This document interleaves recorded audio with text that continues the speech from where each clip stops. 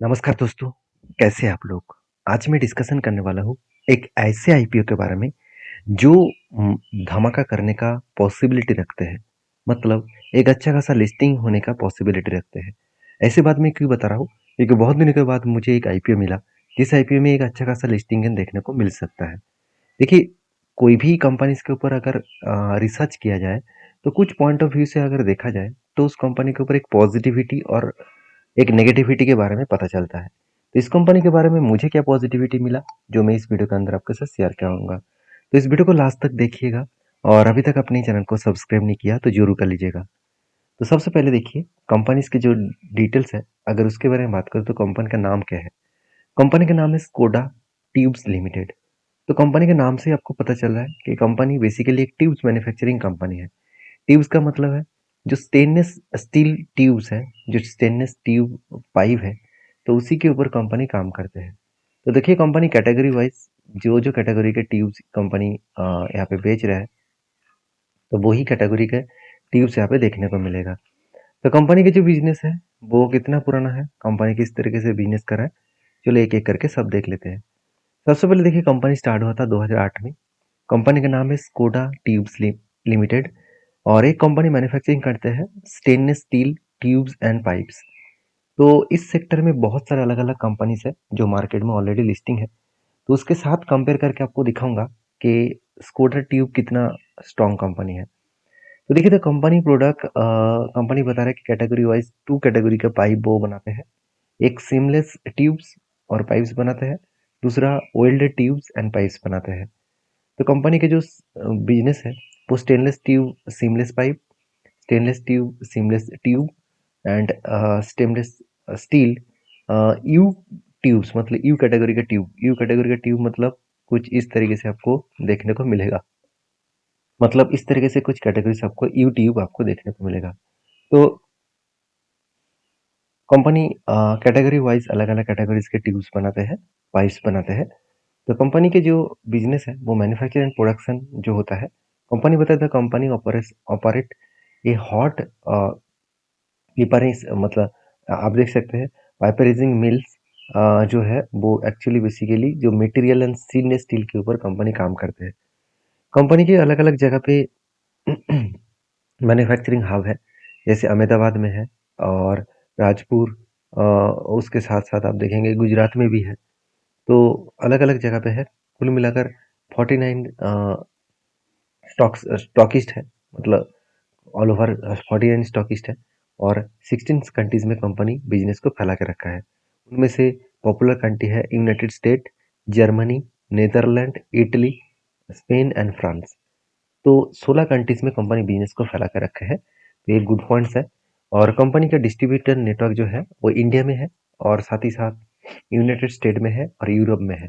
तो यूरोप में भी बहुत सारे कंट्रीज में है, जैसे इटली हो गया, जर्मनी हो गया, ऑस्ट्रिया हो गया, तो ईस्टर्न यूरोप हो गया। तो इस तरीके से जगह पे बिजनेस फैला के रखा है। कुल मिलाकर टोटल एम्प्लॉय है 496 एंड परमानेंट एम्प्लॉय है 149, कैजुअल एम्प्लॉय है 347। तो कंपनी की अच्छी बात यह है कि कंपनी के बिजनेस दूर दूर तक फैला के रखा है, ऑल ओवर वर्ल्ड में फैला के रखा है। तो अभी चलो कंपनी का फाइनेंशियल डिटेल्स देख लेते हैं।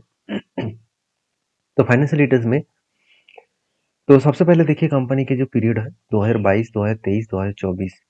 तो एसेट के मामले में कंपनी 156 से लेकर 238 330 करोड़, मतलब कंपनी एसेट को धीरे धीरे करके बढ़ता हुआ देखने को मिले। और रेवेन्यूज देखिए 195 पहले था 2022 में, 2023 में 307 करोड़ बने, 2024 में 402 करोड़ बने। तो यहाँ पे भी रेवेन्यू ग्रोथ हुआ। और प्रॉफिट आफ्टर टैक्सेस में 1 करोड़ देखा जाए तो प्रॉफिट हुआ 2022 में, और 10 करोड़ प्रॉफिट हुआ 2023 में। आज 18 करोड़ के आसपास प्रॉफिट हुआ है। तो नेटवर्क भी बढ़ा है, 34 से लेकर 63 करोड़ तक पहुंच चुके हैं। और रिजर्व भी बढ़े, 33 से लेकर डबल हो चुके हैं 62 करोड़ के आसपास। लास्ट 3 ईयर्स में डबल हो चुके हैं। अभी कंपनी का बोरिंग्स भी बढ़ चुके हैं, 109 करोड़ से 202 करोड़, मतलब यहाँ पे भी डबल हुआ है। तो पॉइंट ऑफ व्यू से बात करूँ तो कंपनी के ऊपर जैसे ग्रोथ भी बढ़े, जैसे कंपनी के बोरिंग्स भी बढ़े, उस हिसाब से कंपनी का बिजनेस भी बढ़े।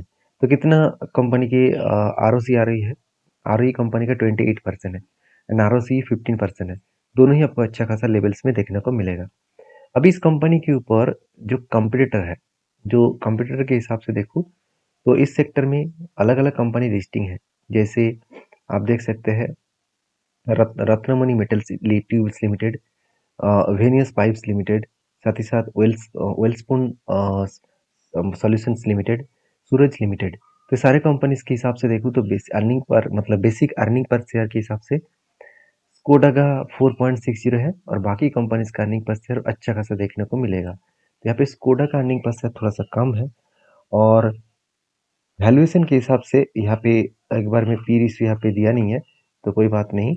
तो यहाँ पे वैल्यूएशन के वाइज बात करूँ तो बाकी कंपनीज का पी रेशियो और ठीक ठाक ही है, तो इसका भी पी रेशियो ठीक ठाक ही होगा। तो कंपनीज के ऊपर इस आईपीओ ले आने का मेन मकसद क्या है वो भी देख लेते हैं।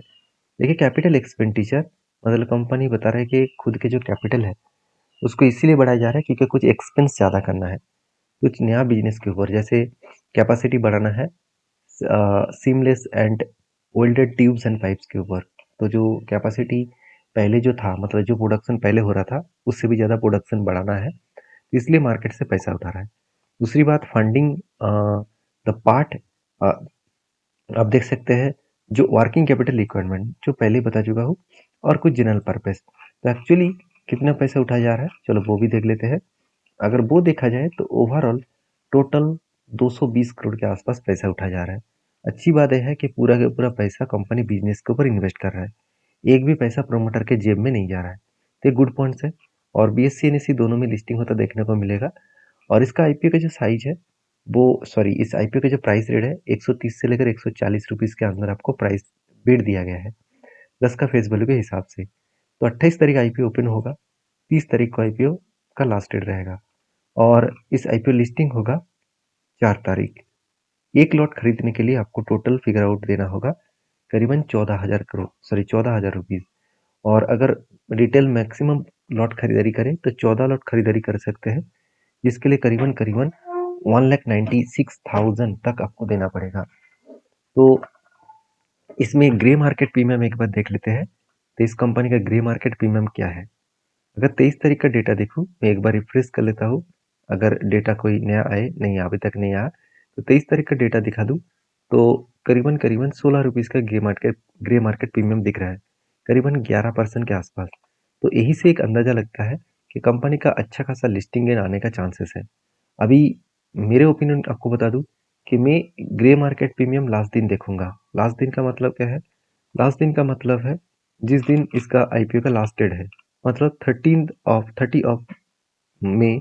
तो 30 तारीख को मैं सुबह एक बार चेक करूंगा इसका ग्रे मार्केट प्रीमियम कहाँ पे है। अगर ग्रे मार्केट प्रीमियम पॉजिटिव है तो ही मैं इस कंपनी के ऊपर काम करूंगा। तो बाकी आपके क्या ओपिनियन है जरूर मुझे कमेंट्स करके बताना। वीडियो अच्छा लगे तो प्लीज़ लाइक करना। Thank you.